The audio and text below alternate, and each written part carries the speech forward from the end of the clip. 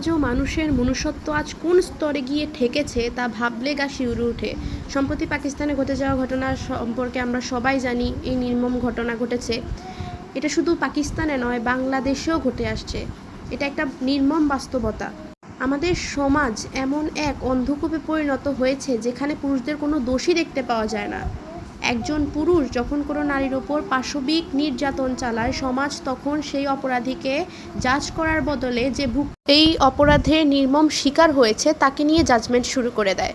সমাজ আসলে কিভাবে এতটা নির্দয় বিবেকহীন হতে পারে?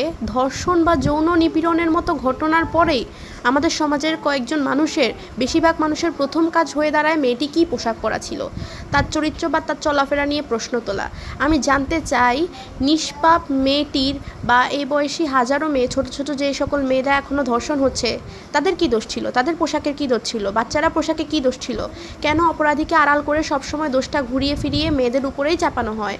এই জন্য সঠিকভাবে এখনও বন্ধ হচ্ছে না। মানুষের মস্তিষ্ক আর চিন্তাভাবনা কবে ঠিক হবে তা একমাত্র আল্লাহই ভালো জানেন। আমি সত্যি জানি না আমাদের সমাজ কোন দিন এই নোংরা মানসিকতা থেকে উঠে আসবে, আর কোনো দিন উঠে আসতে পারবে কি না আসলে আমার জানা নেই। বাস্তবতা হলো, দোষ কখনোই কোনো মেয়ের পোশাকের হতে পারে না। পোশাক কখনো কাউকে অপরাধী বানায় না।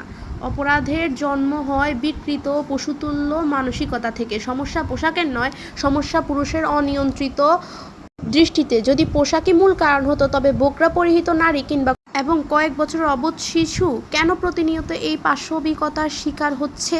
ইসলাম ধর্মসহ প্রতিটি সুস্থ মানবিক দর্শনেই সবার আগে পুরুষকে তার দৃষ্টি সংযত রাখার এবং চোখ নামিয়ে চলার নির্দেশ দিয়েছে। নিজের ভেতরে পশুত্বকে নিয়ন্ত্রণ করতে না পেরে উল্টো ভুক্তভোগী নারীর ওপর দোষ চাপানো চরম কাপুরুষতা ছাড়া আর কিছুই নয়।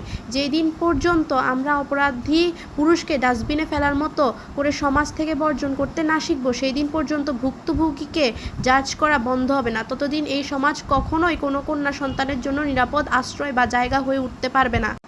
আমাদের এগুলো বন্ধ করতে হবে, অসহায় নারীদের পাশে দাঁড়াতে হবে এবং অকারণে অপরাধীকে জাজমেন্ট করা সবার আগে বন্ধ করতে হবে। যে সকল মানুষ এই কাজগুলো করে থাকে, আমি জানি না তারা কেন এই কাজগুলো করে। আমার কাছে মনে হয় তাদের থেকে নিকৃষ্ট মানুষ এই পৃথিবীতে আর একটাও নেই।